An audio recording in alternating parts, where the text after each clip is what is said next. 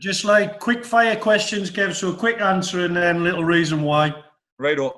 All right. So number one, favourite ground that you played at? Oh, it's got to be the Vic. I love the Vic, the full Vic. When it was bouncing and they're shouting your name, there's no better place to be. So I loved the Vic. I played at St James's Park, which is my team I've supported as a kid, but playing at a full Vic in the front of 6,000-7,000 sometimes that we had when we played Darlow, the atmosphere was unreal. Loved it. Oh, brilliant. Right, number two, the toughest opponents, or who made your life hell, who give you a tough time every time you played against them? Can you remember Danny Shitu? Yeah. Yeah. He was like John Coffey of football. The kid was a mountain. A mountain. He was quick, he was strong, he was tall. He's the only centre-half that I've ever thought, waste me time here, like. You couldn't wind him. He was awesome. I remember the game at Blackpool in the playoffs, and I'm not sure whether Spike had gone up front for the second half, anyway, the ball was set back, and it was, that diagonal that everyone plays out wide, yeah. And Spike was up there, and Spike was pretty strong, big lad, strong. And Danny Shitu just ran into him, and Spike just bounced about 6 foot. He did. I remember him. He absolutely battered him. And I was like, this is some 19-year-old kid that's on loan from somewhere. He was on loan from QPR, I think, Mickey. Yeah. Well, Danny Shitu is a centre half that give us a hard time. Yeah, I remember talking to centre halves as well. We were in Magaluf once, and we're drinking this shot, and it was something like 80% proof. So if you had one, you weren't having another one. Simple as, if you managed to neck one of them, you'd done well. So people would walk past. And Aston Villa were there, and Ugo Egiog came walking past, and we were sat with a couple of the Aston Villa lads, and he come past, and he went, "What are you drinking there?" So one of the lads went, "Oh, you can have one if you want," thinking, "Oh, we'll stitch it up, good time here, we'll get them done over here."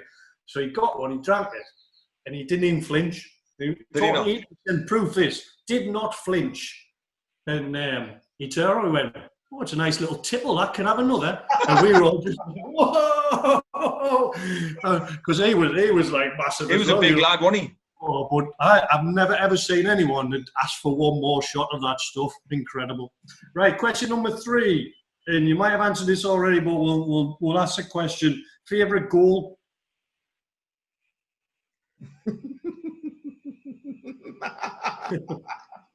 Oh, Mickey. I take some stick because every year I put that goal on. It's always on social media. You'll never score another goal like that, Mickey.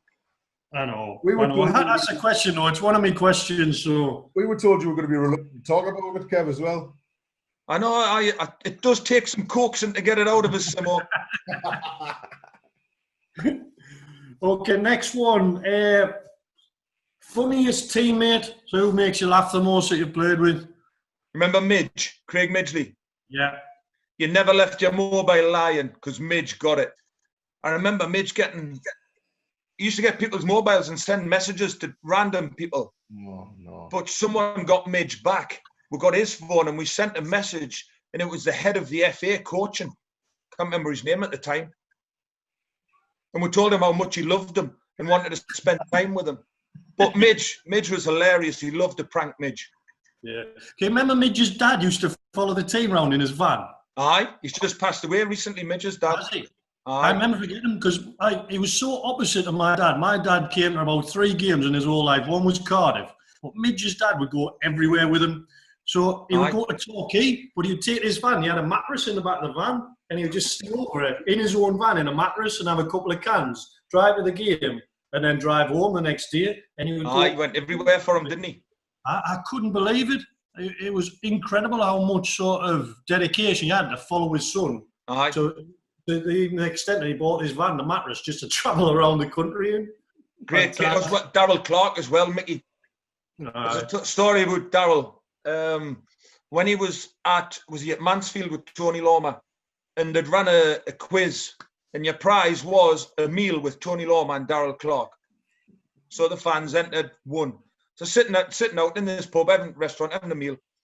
The waiter comes. So Darryl, how would you like your steak done? He says, "Oh, grilled."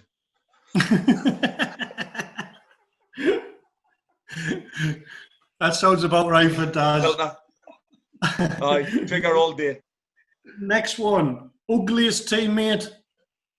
Ugliest? Yeah. Sorry, like, it's got to be Knowlesy. Knowlesy grew a tash to hide his face. That's how bad he was. To hide his face. He couldn't grow a beard, he just grew a tash. Trying to hide behind it. Can you remember the story when I hope he doesn't mind us telling this, but I'll tell it anyway, when he cut his cock? Oh, mate, I was thinking that I was in hospital the same day. Him all right. So the ball got out on the far side. He's trying to let the ball run out. And someone's gone round him with his foot to try and keep it in. And he's gone down and he's got kicked in the nuts there. But he stayed down. So he shouted over to me, Micky, I need to come off. So I've shouted to Chris, he needs to come off, Gaffer. Chris is going, what's wrong with him? So I've shouted to Nosey, what's wrong with Nosey? And then this kid, broad Yorkshire accent, went, I've cut my cock open. So I've had to shout to Chris, he's cut his cock open, Chris.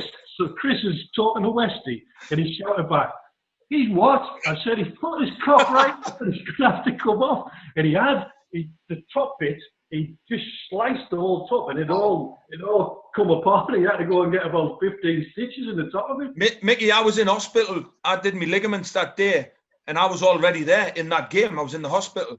And my father-in-law, Billy, comes in to see us with my mum, Sharon. Oh, Knowlesy's on his way. I says, eh? Oh, is he all right? No, he's hurt his elbow. I said, his elbow? Aye.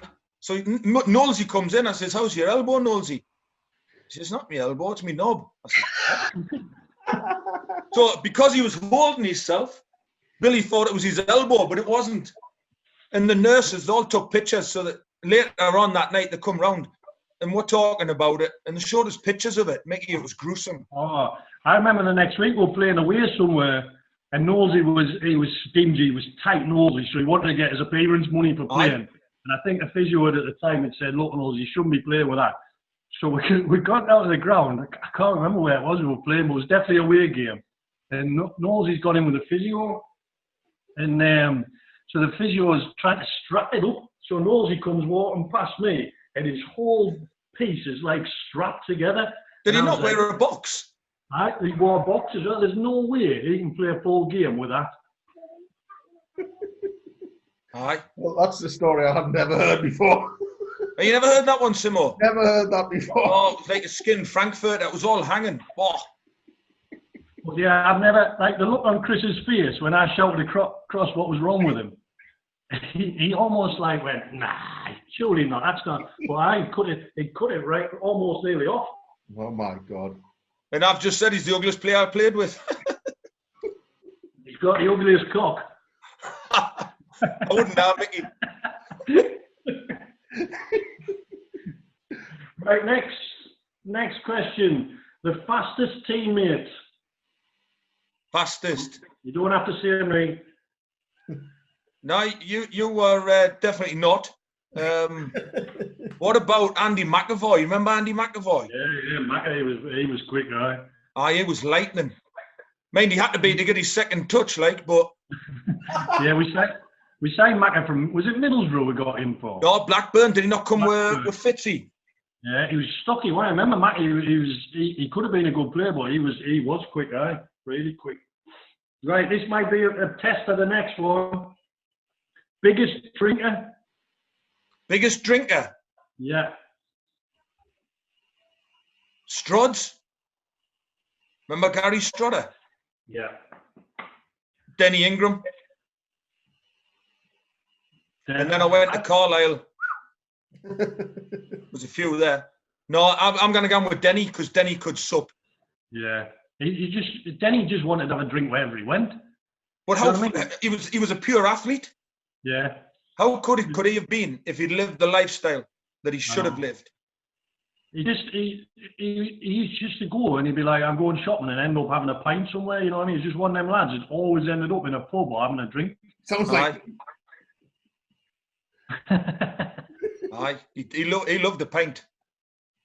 I remember Strods. I mean, I loved playing with Strods because he made my life so easy. He's just big. He's a proper man. Bit like Nigel Pearson, I thought. He's a proper man. He was a proper centre half, a man. So when I was playing behind him as a sweep, I was just like, Strudge, you just had everything. But I did get on the wrong side of it once because we were doing pre-season. And we were doing the 1,000 metres and I was in the slow group with Strudge and a couple of the other lads. And I went past him and he shouted, he just went, Micky, slow down. In this like gravelly voice. And I was like, oh God, I've upset him. But he was the first one of the players that actually wore a watch. So he was timing to the perfection. He was, aye. Loud. So he was getting in with 1 second to spare. And he was like, we don't need to go any faster, Micky. As long as we're in on time, that'll do me. But he was a big, strong guy, Strudge. Aye, good lad. Right, last question. Oh, we've got two more actually. Worst dressed teammate? Oh, it's got to be Stever. Yes! Stever. He loved the lilac number from George. He loved it. Aye. He used to always say, it doesn't matter about what you're wearing, lads, it's about your boat race. Aye. What did he used to say? He says, you can change your clothes, you can't change how ugly you are. Aye. Right, last question. The teammate you wouldn't want to be in your family? Oh.